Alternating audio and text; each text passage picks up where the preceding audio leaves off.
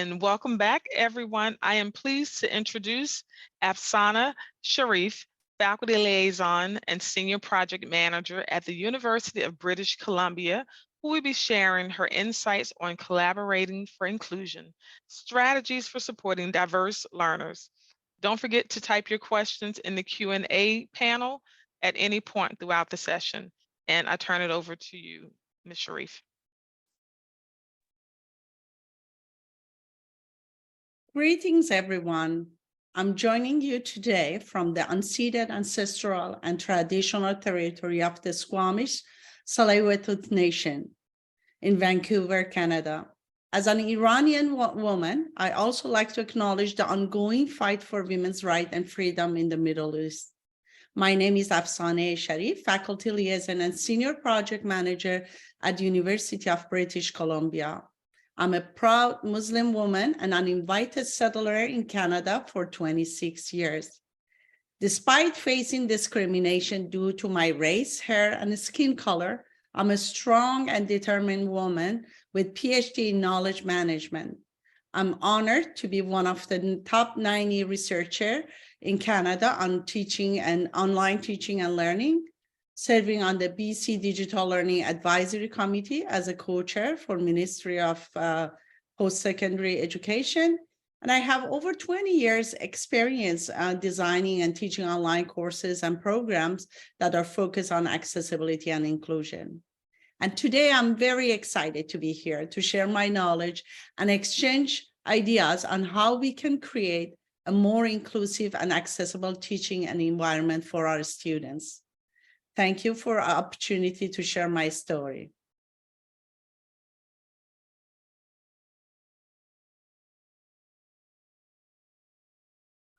First, I would like to talk about University of British Columbia, which has two major campuses. The first one is in Vancouver. The land acknowledgement for that is located on the traditional, ancestral, and unceded territory of Musqueam people.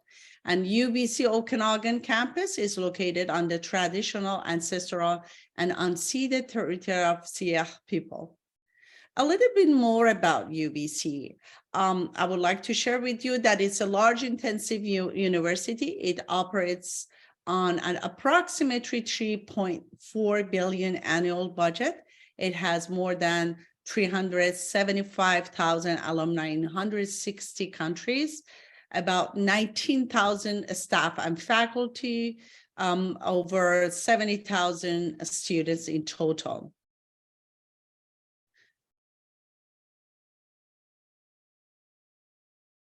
So for today's session, I would like to briefly talk about COVID-19, its consequences, how it impacted the educational system in Canada and British Columbia, talk about two collaborative initiatives, one at the level of provincial level, and one at university level or institutional level. And then the outcome of those, one of the recommendations that was sharing both was about integrating and promoting universal design for learning, that I will talk briefly about that one as well. So March 2020, on March 13, 2020 in Canada, Vancouver, most of us experienced a form of disablement. We all needed flexibility, accessibility, and accommodation because we had to move suddenly to remote teaching and learning over a weekend. We were experiencing a crisis of access that resembled to the crisis of access that disabled people have experienced for years in our education system. Systemic barriers in learning and using new technology. On the plus side, the pandemic has resulted in valuable advancement in accessibility and inclusion that most of us felt, if not all. And it's important that we leverage and hold on to these important gains.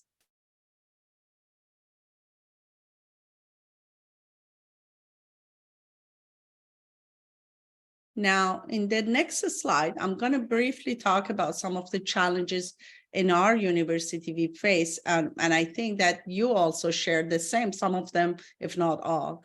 One was interruption of learning. Definitely all of us felt kind of a stop. According to UNESCO, by April, about 1.4 billion students were shut off their primary, elementary, post-secondary schools. Most of them were shut out. Lack of resources and expertise. Most of the schools didn't have the infrastructure in place. We had unequal access to technology. Those who didn't have they were left behind due to socioeconomic status, and not all the students had access to the technology. Again, that was one of the windows that people started noticing that despite paying attention and considering that education is right, some of the things coming up, and to kind of bring to our educators' attention that how important it is for us to think about accessibility and inclusion. Others, such as adjusting to new teaching, students weren't ready to or unprepared to learn online, keeping them engaged. Managing workload was another thing that for some of us, we had to work over the weekend in order to make sure all the online material goes online.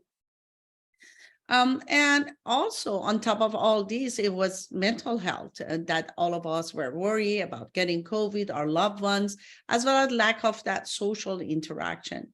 All these, along with all these, we had to make sure that the students are engaged in teaching and learning.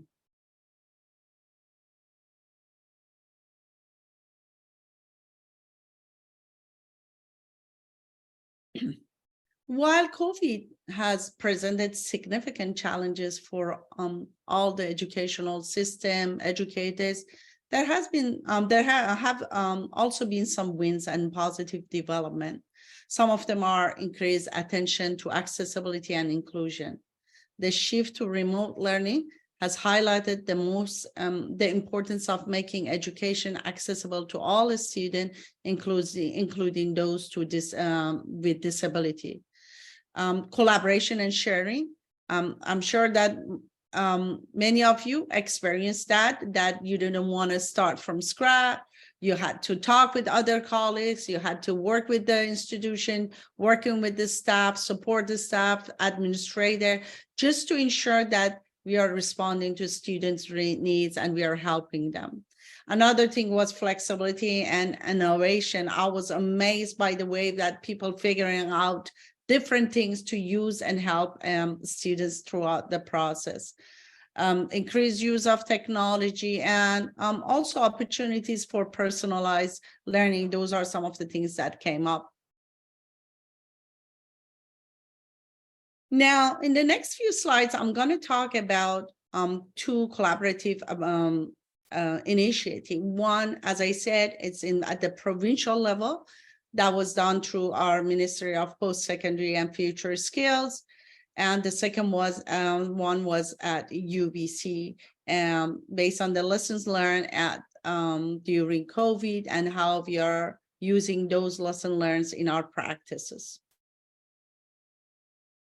So let's first start with British Columbia Digital Learning Strategy, that collaborative approach, which started in fall 2021 to lead a collaborative process to enhance digital post-secondary experience across the province of British Columbia.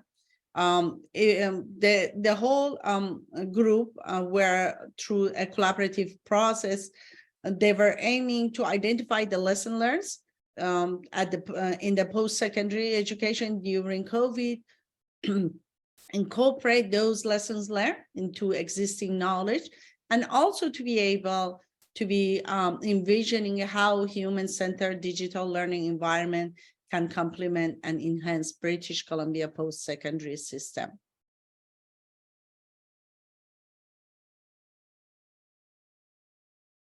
The committee consisted of 3 working groups. So at the provincial level, bringing all the stakeholders, engaging them, they created 3 working groups, quality enhancement, digital literacy, and technology, finance, and administration.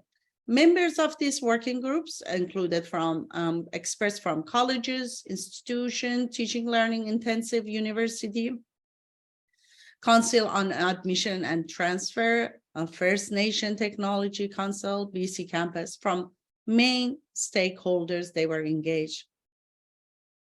Through collaborative efforts, they created a strategic priorities recommendation, guidelines for technology, and a framework for digital literacy.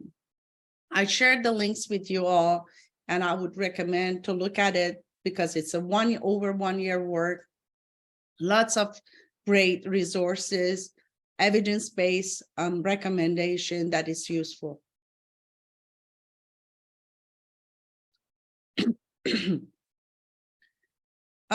When the report with the result came out, it was through the consultation and the students' engagement. We started getting feedback and modify those in order to implement it within the post-secondary existing in the province. The consultation was mostly with the higher ups, as well as engaging different people such as vice president, chief information officers, First Nation Education Steering Committee.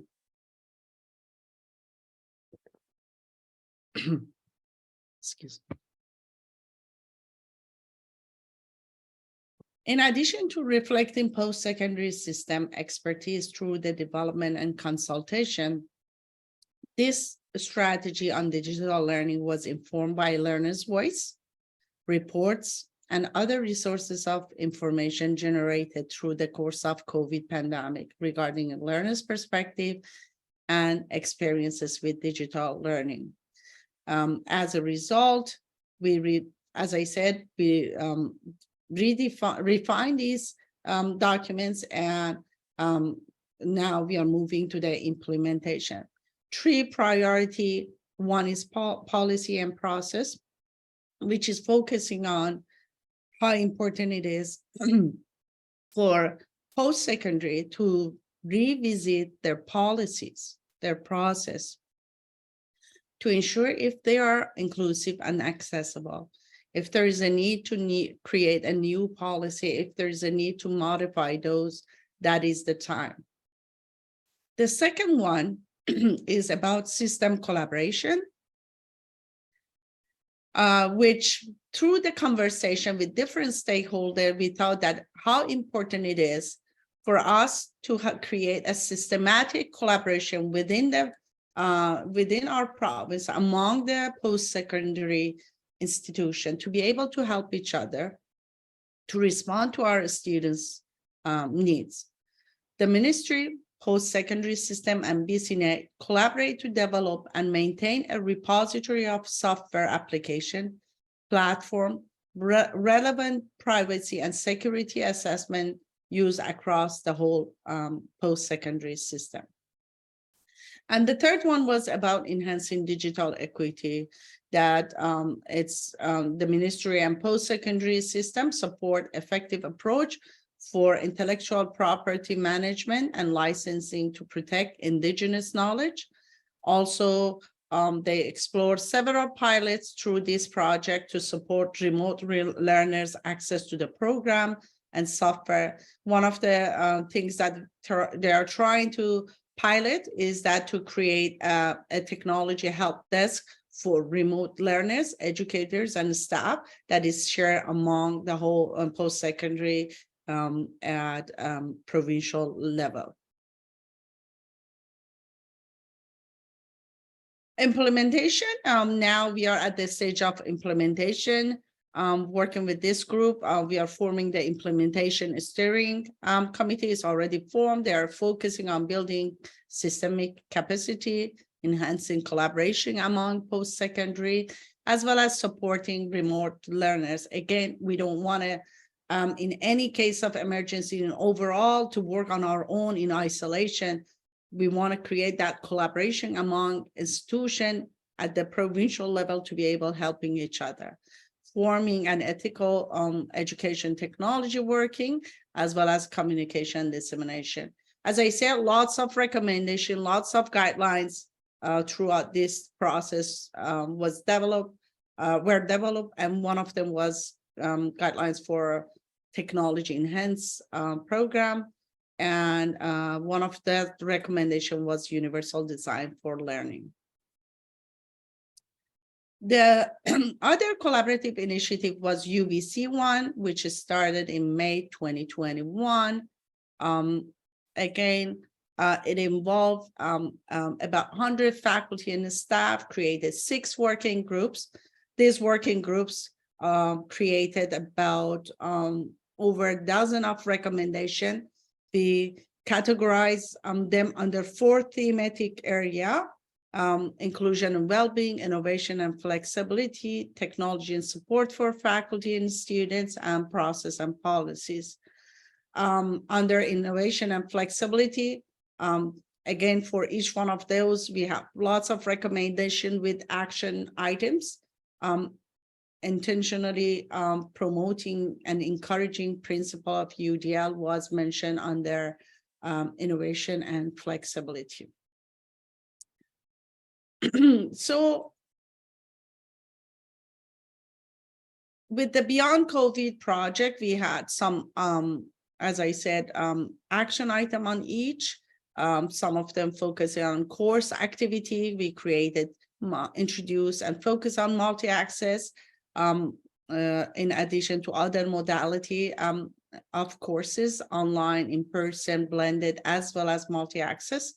So to increase accessibility on inclusion and well-being, that was another thing. Now, talking about UDL Fellows Program, with considering, just pausing before getting to this in more detail, both provincial level as well as the UBC, the work, the lesson learns, focus, and the result was that student well-being, providing options for students, accessibility and inclusions were the key for success to move forward. And at UBC, one of the recommendations was creating that network of experts focusing and promoting universal design for learning in order to make things more accessible. UDL Fellow, what we have done at UBC, we created a program which is now on the delivery stage. This program, it was funded by Teacher Learning Enhancement Fund, focusing on accessibility and UDL. It was a close call, encouraging each faculty to introduce one nominated team from one staff and faculty working together to redesign their course using UDL to become more accessible and inclusive to consider students with disability. 16 teams nominated, about 11 faculties and a college engaged throughout this process. 21 course is going to go under changes. Approximately 5,500 students are going to be impacted. Overall, you see that the development happened from October 22 to April 2023. We formed the working groups, nominated groups, and now we are in the delivery, which by that I mean that we are going to train the faculty and staff in principle of UDL. While we are training them, they're going to work on their course and redesign them. And then the implementation is September or January next year, where they teach the course. The whole goal, and in summary, as a wrap up, the main goals of this program is to identify the systemic barriers that exist in our system or in our courses, to resolve them. Also to improve access and inclusion on campus, online and hybrid, develop a network of practitioners with expertise to use that UDL, as well as to train. It's kind of like train the trainer program, and also to create a hub, a UDL hub, where it has all the resources and information for people who want to use UDL in order to become more inclusive. Again, UDL is one of the channel for UBC to address the needs of students and to become more inclusive. You're offering different programs on inclusion and inclusive teaching. We have many programs, but one of them is now building capacity, making awareness, raising awareness on universal design for learning, as well as importance of accessibility. I'm glad that I was able to share this initiative and this fellow program. As I say, I provided those links to look at it. There are lots of good recommendation, evidence-based approaches, and action items, and happy to answer any question you might have.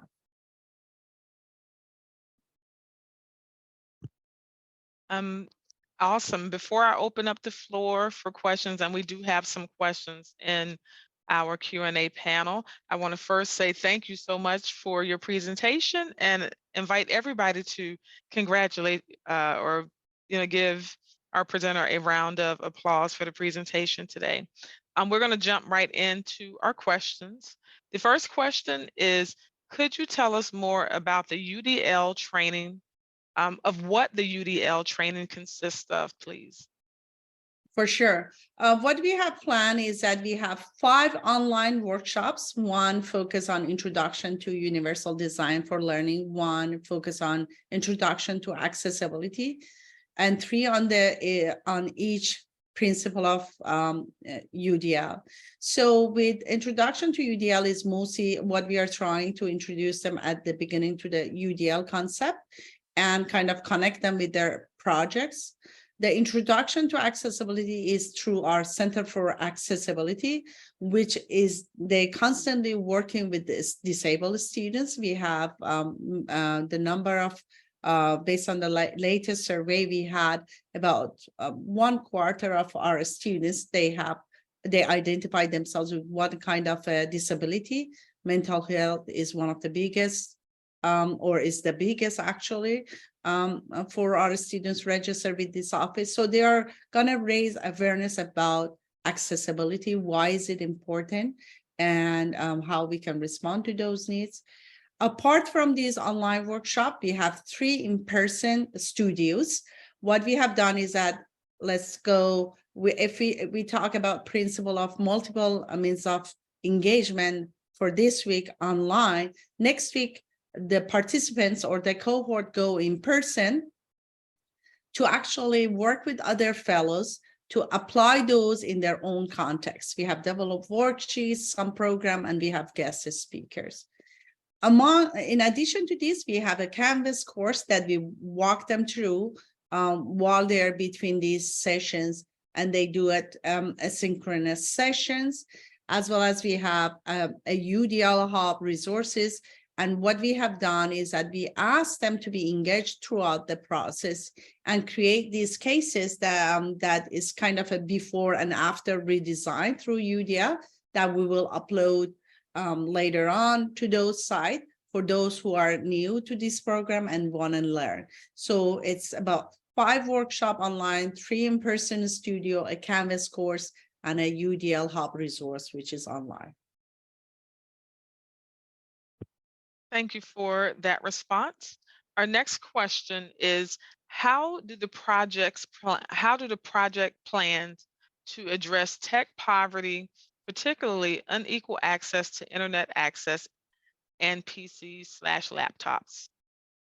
So there are different ways we are looking at this. At the provincial level, ministry is now committed to put some investment, collaborating with a few organization in order to provide.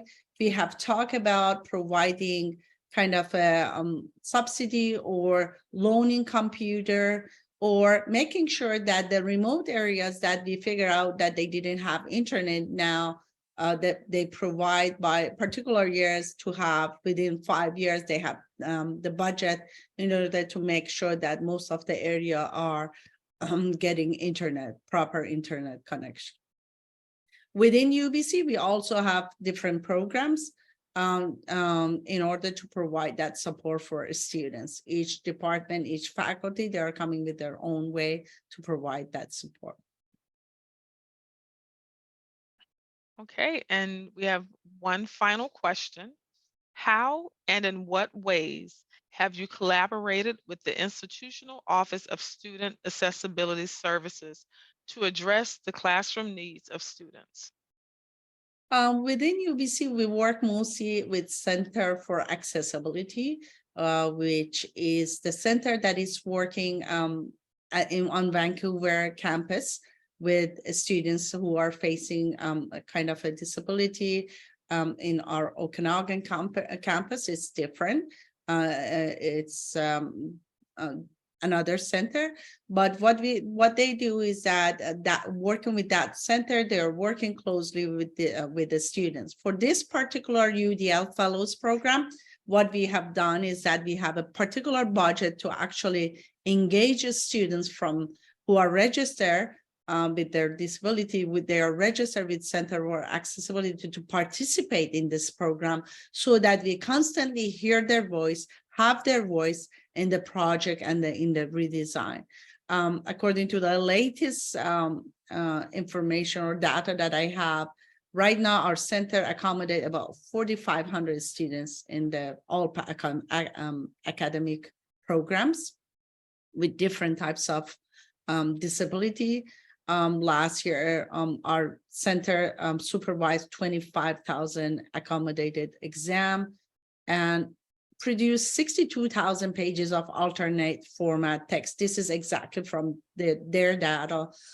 So what we're trying to do is that to make sure that we are including a student's voice, we get their students from the start engaged throughout this process, so that we know their needs, we respond to those needs, and we also reduce the accommodation, because if we all follow that rule to become more accessible and inclusive in our approach and approaches, the needs for accommodation will be reduced significantly. This can be through the redesign with wearing that lens of inclusion and accessibility. Well, thank you so much for your responses to our participants' questions. That was indeed our last question for this session. And so again, let's give our presenter a round of applause for sharing your project with us today. We really appreciate it. We learned a lot. And so thank you so much. For those of you all who are in the audience, I invite you to join us at our next session. We will be hearing from Scholarcy and Assistive Solutions, who are going to be talking to us about how universities are adopting or adapting to support neurodiverse students. So I look forward to seeing you over at our next session at 12:55. So again, thank you all, and we'll see you soon. Thank you. You're welcome. Thank you.